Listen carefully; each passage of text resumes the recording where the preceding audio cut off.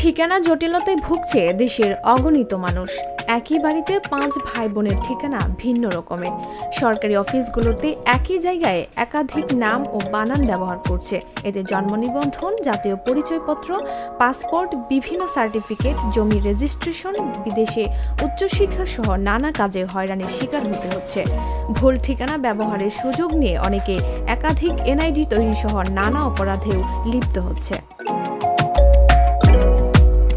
নির্বাচন কমিশন সূত্রে জানা গেছে, সারা দেশে এমন দ্বৈত এনআইডি ধরা পড়েছে প্রায় 5 লাখ। গাইবান্ধার সাদুল্লাপুরে পাওয়া গেছে এমন 29টি এনআইডি। অনেকের ফিঙ্গারপ্রিন্ট স্পষ্ট না হয় ক্রস ম্যাচিংয়ে ধরা পড়ে না, তখন ঠিকানায় কিছুটা বদলে দ্বৈত ভোটার হন। অনেকে স্থানীয় নির্বাচন অফিসে ঘুষ দিয়ে অপ্রাপ্ত বয়স্ক কারো ফিঙ্গারপ্রিন্ট বা পায়ের আঙুলের ছাপ ব্যবহার করে একাধিক এনআইডি ব্যবহার করে ভুয়া ঠিকানা। পরবর্তী সময়ে এসব এনআইডি জাল ভোট সহ নানা প্রতারণায় ব্যবহার হয়। ভুয়া এনআইডি দিয়ে বিকাশ, নগদের মতো অ্যাকাউন্ট খুলে প্রতারণার ঘটনাও হরহামেশা ঘটছে। এনআইডির ঠিকানা অনুযায়ী ঘটনাস্থলে গিয়ে অপরাধীর হদিস পাচ্ছে না আইনশৃঙ্খলা রক্ষাকারী বাহিনী।